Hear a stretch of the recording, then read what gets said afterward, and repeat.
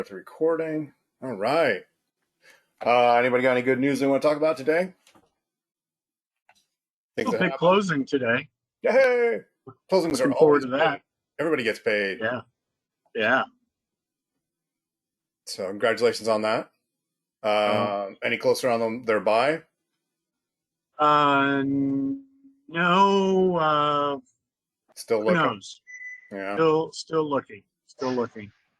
And I just a little pat on my back. I finished up a CRS course on the luxury home market. Nice. Figured Uh, if I'm going to be selling these, I should probably learn what I'm doing. Uh, yeah. I was going to bring up you might want to get certified in that too while you're at it. yeah. Yeah. So they Um, seem to keep rolling your way, which is good.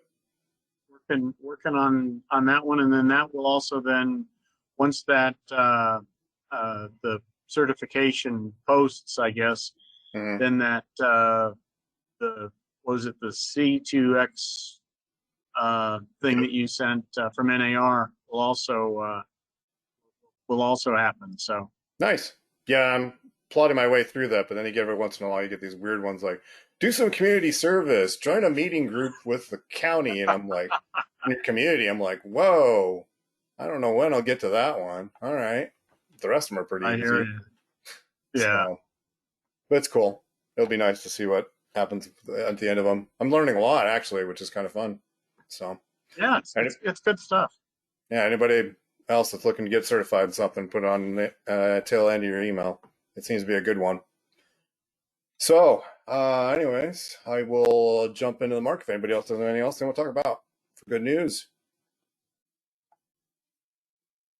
All right. So we have active listings, steel ticking up, which is kind of good and normal for this kind of time of year. It's seasonal. Things kind of will drop off. Hopefully, start picking up here when September starts rolling around. We do have active listings obviously going up, pendings coming up also, and still things are still continually going under contract. So we're kind of in this weird steady state of things are kind of in a very, very slow decline. But for seasonally, it's kind of normal. Crazy number though here is, we'll talk about it again later, is this median sales price, 405. Just look at it a year ago, it was 320, and 2 years ago, 280. So anybody wants to buy something in an appreciating market, Phoenix is one of those. Crazy thing with the market, Cromford Market Index is we are at exactly the same point we were last year. So if you kind of blinked your eyes back in August, only two outliers were kind of Glendale had this big, huge spike along with Gilbert, and then they just kind of fell in line. And now just kind of a slow trend going downwards until the end of the year, which is normal. Year over year percentage change in supply. It was kind of crazy over here at, don't reset. While it's resetting, I was going to mention we had actually an uptick in, well, that's not the chart we wanted. Not by price range, by supply. Here we go. So we had an uptick in the end of 2018, beginning of 2019. I was trying to point out. That was only because builders actually built the right number of units and we actually started having positive inventory. And then the right end of the year, things took off again for whatever reason. And they stopped building as much. And then, holy crap, we had this, of course, plummet in supply. And then now we're just shooting back up. And maybe someday we'll get to this even line of zero and maybe above. Actually start adding supply. Just to go over kind of the sales averages again. Oops, this one's, nope, it didn't reset on me. Good. So the thing I wanted to point out was instead of this big, huge, of course, we have this hockey stick going on. We had this big, huge shoot up of price per square foot from beginning of 2020. And now we're finally starting to taper off. Thank goodness, because that couldn't continue, be sustainable going up as it was. But still, we're around the $246 a square foot, which is an amazing price. Cancels, just on the flip side of that, almost nobody's canceling it these days. If they're getting under contract, they're staying under contract. We're projected out. If you kind of look kind of where the average is, we're going to end up basically half or 1/3 of what we usually are for normal cancels, which is good for people if you have listings because almost nobody's canceling or backing out because they know it's be crazy to get another one. New listings, kind of we're in the middle. Here's 2020 where we had almost nothing coming on, and then 2021, and then these are the normal years, 2017, 2018. As far as projection for number of listings for total year count, we're just kind of right smack dab in the middle of normal and not normal.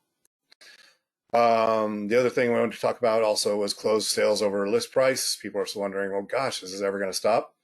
And unfortunately, if you're looking at a $300,000 to $400,000 range, yeah, 2/3 of them are all going over list price. So anything even all the way up to like 2 million, almost half of all accepted contracts are over list price. Just for dollar amounts per list price, it's kind of around, the 10% or less is kind of your key. When you get kind of over the 500,000-600,000, they kind of start tapering off because, of course, you're at higher price points. People pay too much over. Days of inventory, we usually, if you average out everything, our running average is around the 66 or 2 months.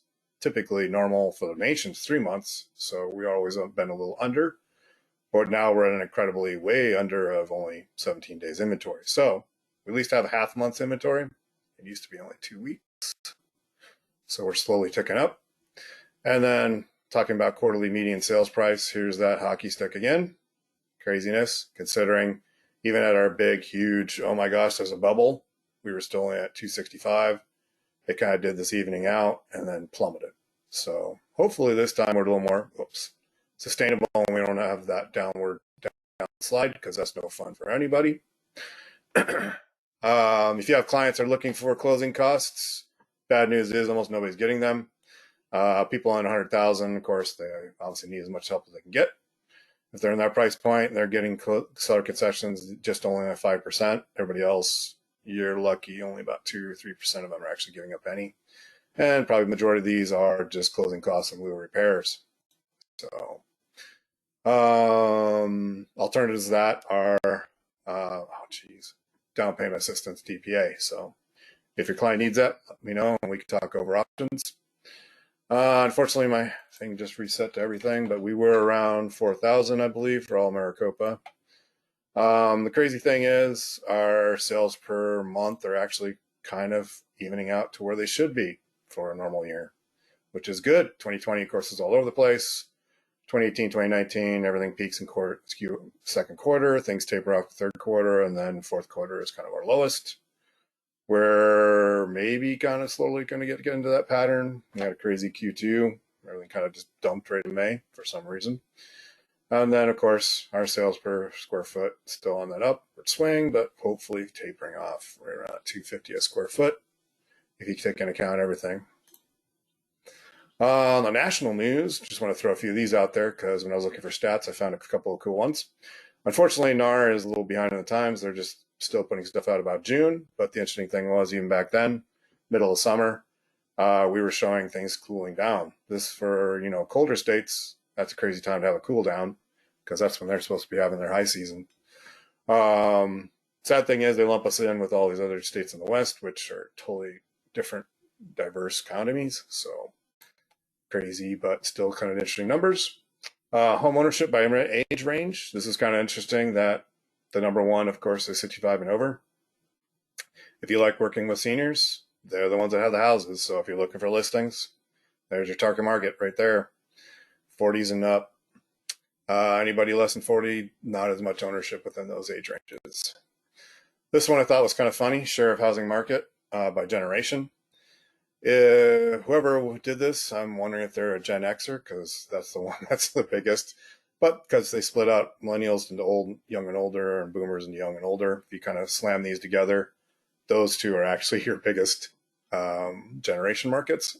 But just kind of humorous. So it does peak kind of like a bell curve. So you're going to have, of course, on each side of the bell curve, your older millennials and younger boomers, and your Gen Xers, kind of the people that are in the housing market. Average sale price, if by day of when you list it. This was kind of an interesting chart. As you can tell, it's 2017, 2018, so it's not this crazy seller's market, but this is a normal market.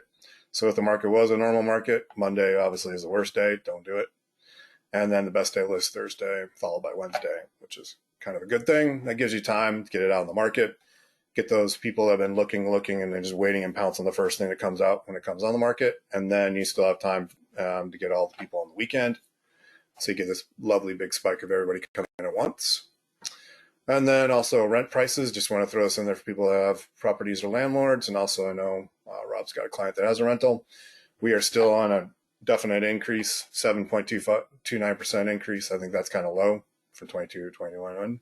I've heard crazy amounts of people raising rates like $1,000 and still getting it.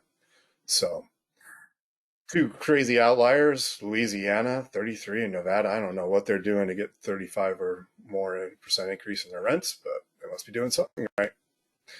Oh yeah, a couple tools out there because people had asked about it, and I kind of been talking about reviews. Reviews are huge. This is how you rebuild your repeat business. There are some cool portals and tools out there that can help you with this. Rate My Agent's kind of nice because they will put it out there and they'll promote it and they'll send it out everywhere, except Realtor.com, which I thought was kind of odd. But I don't know why they don't have any kind of rights to go out to there, but whatever. They can send them out. They also have these promotions, which they can do really cool ad campaigns for Google, Facebook, Instagram for you for all your reviews with your listings, which is kind of nice. Speaking of Realtor.com, they do, of course, reviews, but they also take recommendations, which I haven't seen anywhere else. You can send this to anybody. You can send it to friends and family. You can send it to vendors. You can send it to anybody, even that doesn't have to be past clients even. Just recommend you on their site and it pops up with your reviews. Another solution, these guys, Testimonial Tree, they're becoming popular. The one other thing I really liked about them, just kind of reviewing them a few weeks ago, was that all your positive feedback, they instantly automatically put it out, pump it out, sharing through your social media. The negative feedback, they only send to you, which is really good. That gives you a chance to, counter whatever they come up with, talk to them, work out what went wrong.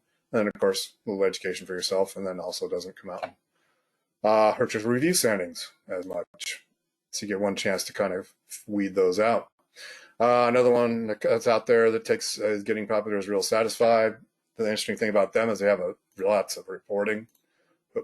Sellers, buyers, even those listing presentations you put out there didn't work out, or even if they did, just send one out to them and to kind of get some feedback. And then you can kind of put in these reports and kind of check your progress and see where you're going, where you need help. That's kind of all the market stuff. Is there anything about the market before I go on to our tip of the week? Why does it keep disconnecting? All right, we'll give this a second to reload and then I'll present it. So this week's tip was going to be talking about the purchase contract and listing contracts. I just want to give you guys a few tips about how to master those and become the kind of the go-to person, and also why it's so important. So if this ever loads, we can go to the next page. Oh, it's always why you're doing presentations. I thought this was kind of funny. If you become the master of the go-to, then even other sales agents will start talking to you and asking questions. It started happening to me, which is fun. Why you're master of the purchase contract? Because you want to be that client's real estate Sherpa. What I mean by that is Sherpas are the people that do those guides that go up like Mount Everest and others. What they're doing is they become the guide of telling you where is the good places to go, where are the ones to be successful. This is how we're going to do it. Just relax, sit back, enjoy the journey. I'm here to make sure things happen the way they should happen and that you get bound safely and everything was fun. Real estate, you want to be that kind of person for your client. They're looking to you to guide them, protect them on their real estate journey. And the number one thing that you're going to be doing is negotiating things with the other party, of course, but also through the contract. It almost always comes back to the contract. And when things go wrong, it definitely should go back. Everybody goes back to the contract, check. Oh, well, where can we screw the other person? I'll not screw them, but hold their feet to the fire. There we go. That's a better term for it. When it goes bad, things go really bad and it costs somebody some money over, a couple $1,000s, and that's when people get sued. I just thought that was kind of interesting. Market Service from Legal Services found this stat that in 2021, real estate is obviously one of the big ones. I don't know if you guys can see all that, but the rest of them are like litigation, corporate, labor, employment disputes, all that kind of fun stuff. Real estate's right here in that lovely teal layer. So there's definitely a lot of work out there for them, not only in the contract negotiation, but also the other big thing is litigation. And of course, just want to show you that, yep, they do happen. This one was from February 22nd of 2021, 1.4 million. The big issue, of course, was mold, but they went back to the contract. They went back to Was it negligence on the agent's part or on the broker's part? Did they not disclose properly? Did they do everything they could have to try and protect their clients, et cetera, et cetera? So why this is important is, well, nobody wants to get sued or brought into court. Doesn't make anybody's day. The purchase contract, refer residential real estate. The very first page, of course, is the most important page. Lists out all our parties, what we're buying, and for what terms, and then when we're going to get all this done, and then everything that should be included in it. Beyond that, there's these 4 other sections that I just want to kind of go over. These are the most important sections. And typically either client, sellers, or buyers always tell them during the transaction, there's 3 big key points. There's a due diligence inspection, and if they finance, there's an appraisal, and there's an unfulfilled loan contingency at the very end. They got to get financing. Anytime during those 3 periods, why those 3 are the most important is because that's when they can get their earnest money back. No questions asked. So these are the ones that most people want to fight over, because whenever things go bad, first thing that happens is earnest money goes away and everybody gets upset. So thing that also brings majority of things into litigation is disclosure. Disclosure is both in the purchase contract and also the listing agreement, because it's that important. And they all both have their own sections. So somebody had asked me about what's the best way to understand the contract. Well, reading it, that helps. I talked to an attorney about contracts, and he was he specialized in them, and I just asked him one time, I was like, so how do you do it? I mean, these things are dry and horrible to read. And he said the best way to do it is to read it from back to front, section or paragraph at a time.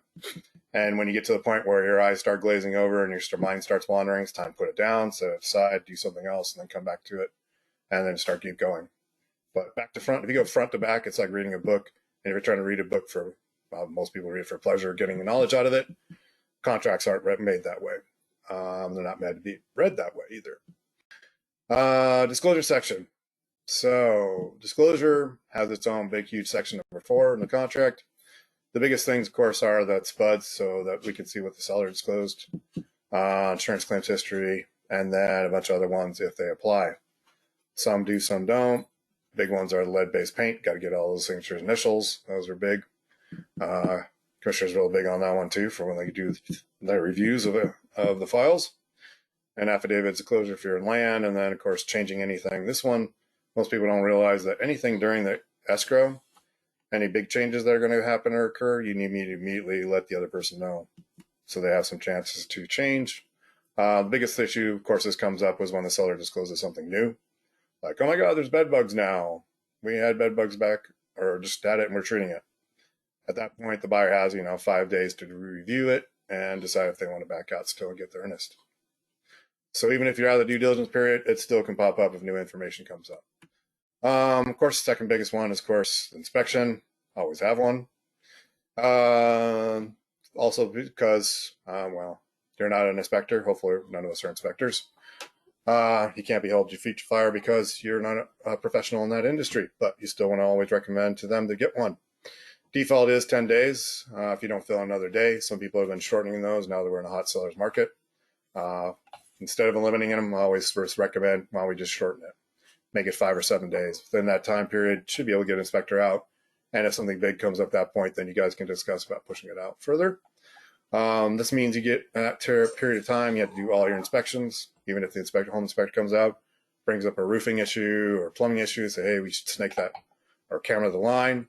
Definitely got to get all those things done. Then that 10-day comes to only conclusion when you deliver the Binzer. So you have to get that to their hands, and you have to verify that they received it. After that, if something comes up and they want to dispute it or want it corrected, the seller has 5 days to respond to the list of defects that you want to corrected. During that period, it's a good time for them to get quotes. Sellers representing them, it's a good thing to get another quote if the buyer gave you one, just so you have another opinion if they don't agree with it. The other one that people kind of skim over is this second section of that, which is if there's going to be anything corrected within 3 days before close of escrow, after they do everything in a workmanlike manner, you have to deliver those receipts as evidence. You agree to it in a contract. A lot of people aren't really been sticking with this lately in the last few years. I even had a case. Someone asked me if I'd ever been in litigation, and thankfully, knock on wood, never got dragged into it. But there was an issue that came up during the inspection that said, hey, you might want to check out this thing with patio. It's not walkable like they said it is. And also there's something weird going on the roof. So I had a roof inspector go up, Roof inspector says, oh, they must have had somebody else beside a roofer do this because I would have never done this. And it's not connected in certain areas. And they said, yeah, you see that patching they did in the master bedroom? Well, you can tell they patched it because they didn't paint it. And also, water has just been dripping inside there and just crashing into that corner. So the seller said, yep, we'll agree to fix it. Fixed it, supposedly never produced any receipts. Afterwards, they found out there's another $10,000, $20,000 worth of damage that he didn't deal with and still didn't correct the roof properly. That buyer sent me an email and says, hey, do you have any of those emails that you sent me about the roof and the inspectors? Oh, did we get any receipts? I'm like, oh, crap, we did not. So thankfully, I didn't get pulled into that court case. They went and settled out of court. But if it had actually gone to court and been in front of the judge, yeah, I might have been coming up with some extra money on that one. If they do correct anything, agree to correct them then, or there are any kind of disputes about what's going to be corrected, the buyer has 5 days to respond if the seller does not agree to correct everything. So if they say, hey, I'm going to do this and that, but I won't do this one, buyer's got some time, figure out, maybe get some more quotes, see how much that's going to cost them, and they want to actually cancel the contract or not move forward. The next big one, my least favorite, appraisal. People are like, well, why do you afraid of their appraisal? It's like, well, I have absolutely no control over what this person's going to say or do. So it's kind of like why coaches get ulcers. They train their team, give them the best knowledge, prep them up all they can, send them out on the field, and they have no idea how they're going to perform. It's out of their hands. Appraisal, same thing for us as agents, our licensees. We do everything we can with CMAs and figuring out the market. Appraiser can find something, or they figure out something on their own, or they get an opinion, because it is an opinion of price, that doesn't match what is in your contract, and then you get a problem. If it's financed, of course, after receiving the value, you have 5 days to cancel or continue, if not waived. Of course, cash offers don't have to worry about that, but cash offers, you can add this back in. Hasn't happened a lot in the last year or two. You can add back the appraisal contingency. I always recommend that to my buyers to do it. Even if they don't have this appraisal contingency added to the contract, they can still have an appraisal done. Doesn't hurt. It's good for them. And if you do it during the inspection period, they can still get out of it. What this appraisal contingency does is, even after the inspection and they do the appraisal and it doesn't appraise, at that point, if they can't come to an agreement, they can still cancel, have cash. Otherwise, if you do not have that appraisal contingency after you're out of due diligence and your cash offer, you are done. You are stuck to closing. Appraisal shortfall is another good one.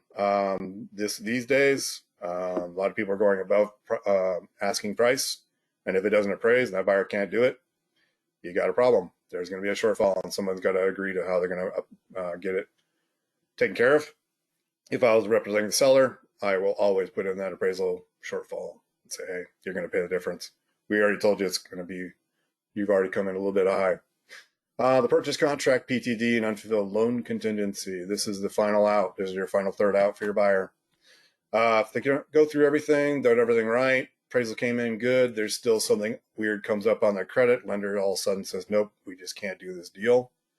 If you notify the other party before 3 days of closing, prior to 3 days of closing, you can still get out of the deal and get your earnest money back.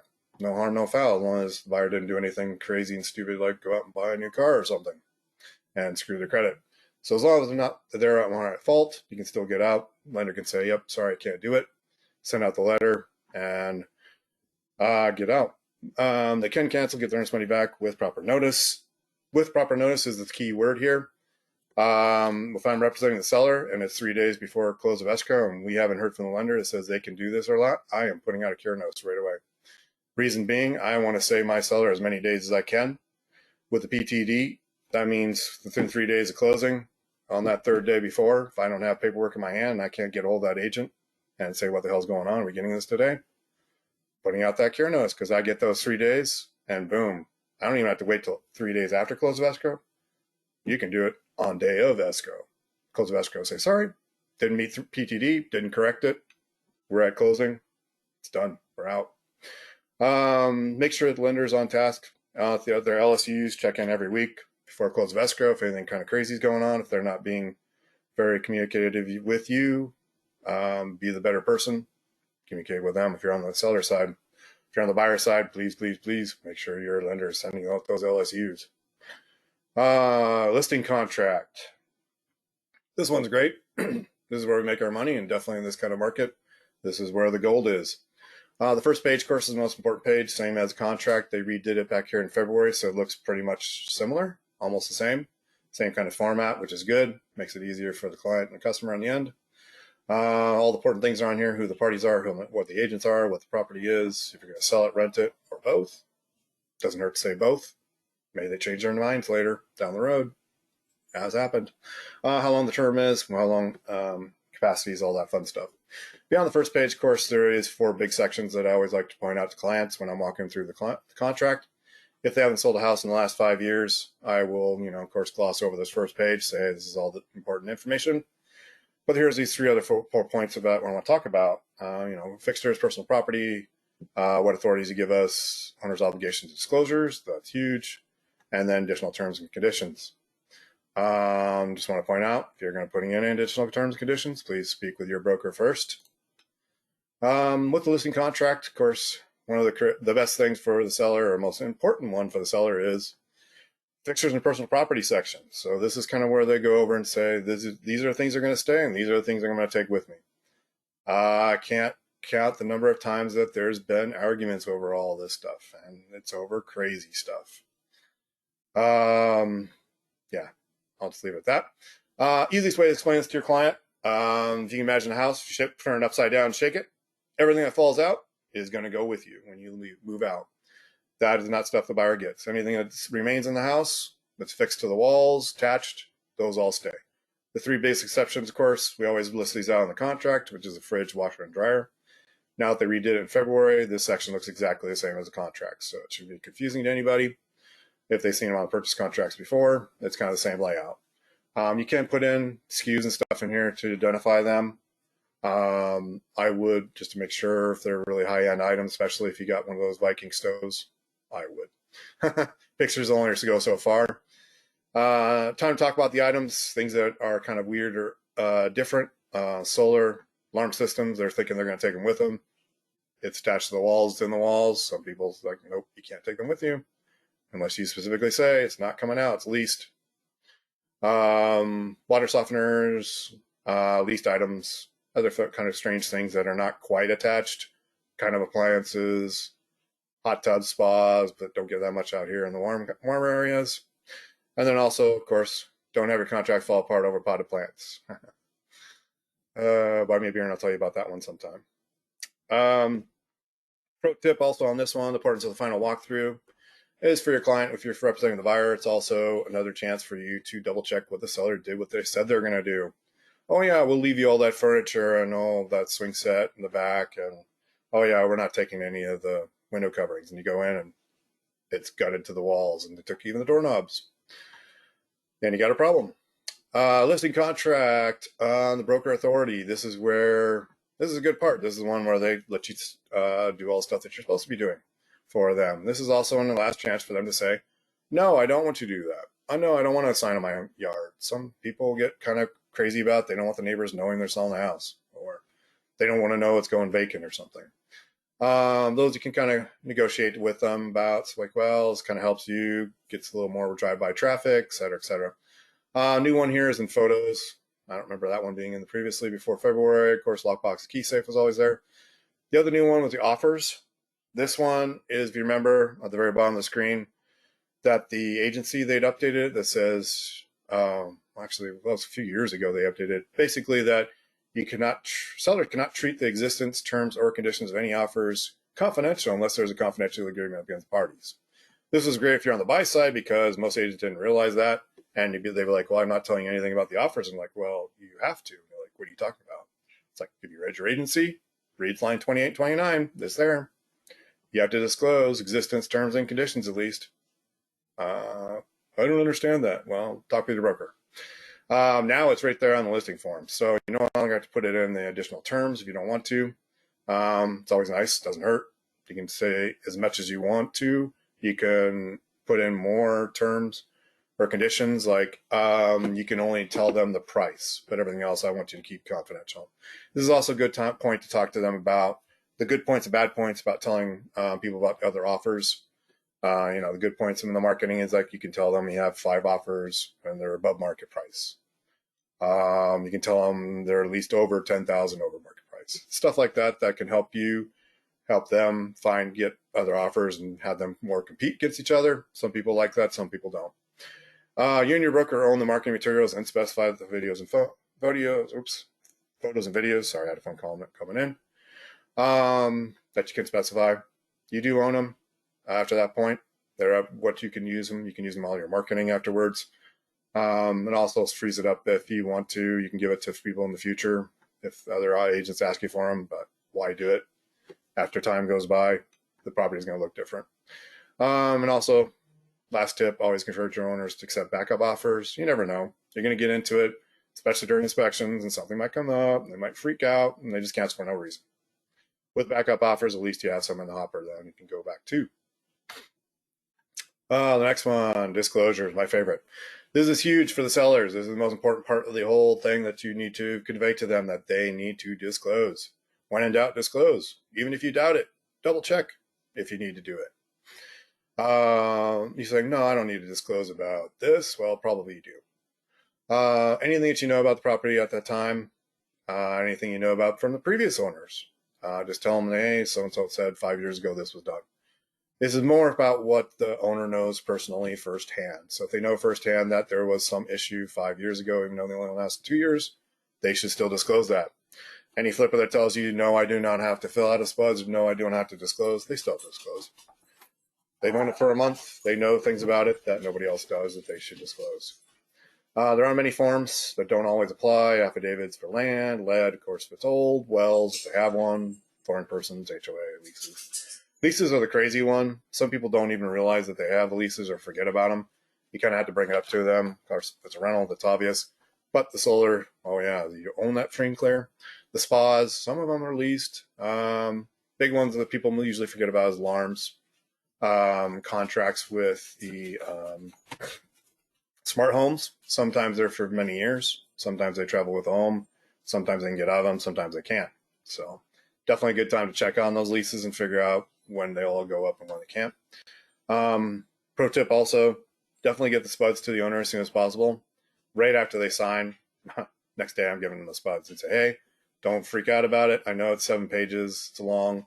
If you have a previous disclosure, you can use that for reference, but definitely anything that you can just think of. It just takes a few minutes, sit down. Most of them are no, no, no, no, no's. So a lot of people get daunted by it. They try and put it off, and then next thing you know, you get a contract and they want to close in 2 weeks and you still don't have a disclosure. That's bad times. Additional terms and conditions. This is where you can put your coming soon, pre-marketing stuff.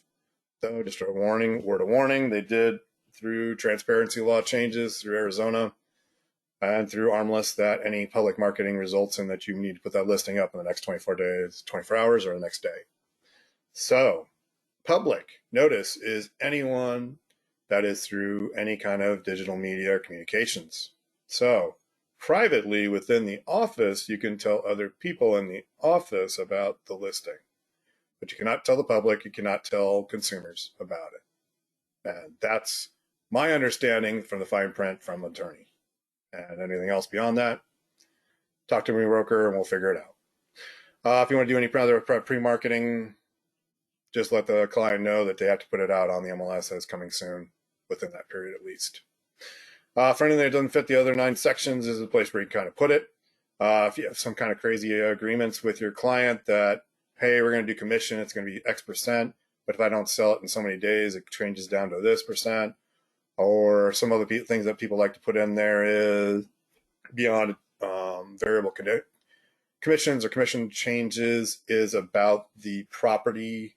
If they can or cannot figure out who owns the alarm system or owns this certain thing on their property, that they will remove it from the property before close of escrow, getting in the listing agreement, just so that we know, and then we can put that in the listing as well. It says, hey, this may or may not be able to convey. Anything else we include on the additional page? Additional terms, conditions, please talk to your broker first. And then final thought, I just love that picture, so I'd throw it in there, but mastering the contract can definitely help with your career. It's probably the number one thing that they're looking for you. beyond negotiating a good price is how to negotiate that contract. Most people never seen the contract before and they're faced with 10 pages of stuff. Their eyes will glaze over and they feel like, I don't know what to do. I always offer to walk my clients through the contract whenever I send it over to them and say, hey, this is for review.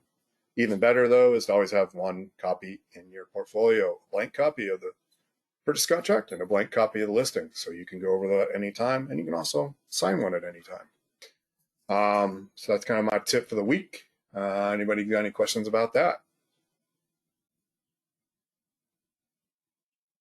All right. Anything that you're having in problems that come up with your business, roadblocks, conditions, questions you have, now would be a good time. All right, let me stop the recording.